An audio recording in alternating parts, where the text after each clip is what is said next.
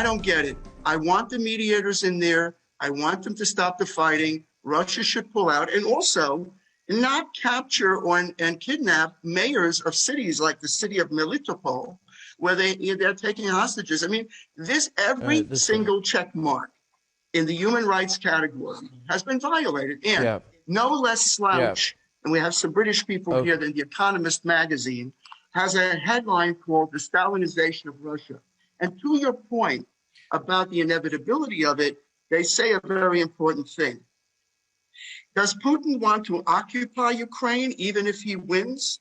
He will not be able to do it, says The Economist, because American Army doctrine says to face down an insurgency, you need 20 to 25 soldiers for 1,000 people. Russia has a little over 4. So even if they, God forbid, should win and destroy Ukraine, how will they occupy Ukraine? They cannot win this war. They need to turn around and stop this war and have peace. And I say again, anybody can mediate it would be great. But pointing fingers at the United States will not achieve peace. Only peace will be achieved when Russia stops attacking Ukraine. This is all getting very heated. It's getting very heated. Can I be allowed, Mark? Very impassionate intervention from you. Of course. You know, but as a good citizen of your own country, Michael, I think that you should as a responsible citizen of the free world, please understand that don't give me the civilians argument. Civilians, innocent civilians, when you were allying with Kurdish fighters during the conflict with ISIS, and then you abandoned them in 2019, you withdrew the American troops from the Syria-Turkey border, you then endorsed a Turkish assault on the US allied Kurds occupying North Syria. What loyalty did they have? Now you'll say they were not civilians. But then tell me, I'll tell you the civilians I care for as well. 300,000 of your local allies in Afghanistan, who worked and fought alongside you, helped you run Afghanistan. You left and you said, let them rot. Let them die. Those Afghans holding on to the wheels of the plane as your soldiers fled, Mark, they were civilians. The ones who hung on and fell from the sky, they were civilians. So please don't tell me either about democracy and don't tell me about civilians. Now Michael wanted to respond, but okay, so I'll open it up. But I just feel, I know America talking about civilians. I mean, you have no loyalty. You use allies and abandon them at your own sweet will, and you leave them to the dogs. Much like, you know, how the biblical Daniel was thrown to the lions. The USA abandoned its allies. But you know, you have to understand out here. You leave people to be devoured, and you use them. And I can also tell you this, that look at the way the mercenaries are fighting the war.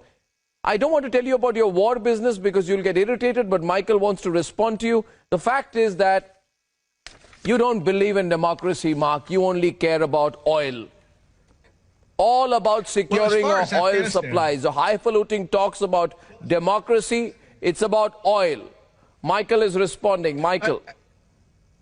As far as Afghanistan, which you raise, last summer there was this fake contrived controversy in the US where there was outrage expressed at the humanitarian toll being taken on Afghan civilians because of the withdrawal of US troops that a lot of people denounced as ill-advised, right? And what do we have now months later? Well, the US is actively fomenting a humanitarian crisis in Afghanistan by its sanction regime, which is inhibiting the flow of necessary humanitarian supplies. So all these feigned concerns over civilian suffering are almost always in the U.S. Essentially fake or pretext to justify its foreign policy stance. And that also applies to Ukraine and Russia. We initially had the White House officials in the Biden administration insisting that they would, of course, under no circumstances, target civilians in Russia, meaning inflict pain on Russian civilians using its sanction regime. That was a few weeks ago. Then, not long after, the Secretary of State, Antony Blinken, came out and publicly declared that the purpose of the sanctions was to harm civilians. But you know, increasingly, Michael, you're right that there's no consistency. Yeah, but Michael, I increasingly, there is a view, and yeah, sorry to interrupt, but increasingly there is a view. And that America must be held responsible for the war because it was America which was promising NATO membership to Ukraine. 2008. You sold them a big American dream. The chairman of the Senate Foreign Relations Committee, March 2008, boasted, oh, of course Ukraine will join NATO. It's 2022, for God's sake, you're not going to let them join NATO. The other point is, Dove, you see the Iranian economy. Look at the number of sanctions you used on Iran. Practically speaking, Dove, you know the Iranian economy has started to grow and grow quite well. They could be growing faster than the American economy. So question happens then that will sanctions work, Dove? What if they don't? What if there's leads to a recalibration instead? Well, I happen to feel that sanctions are not enough. I strongly support, and by the way, this wasn't just me as a Republican, but there's an article in today's Washington Post by a leading Democratic analyst who worked in the Obama administration, who's a very capable woman who also supports, as I do, sending jets to Ukraine.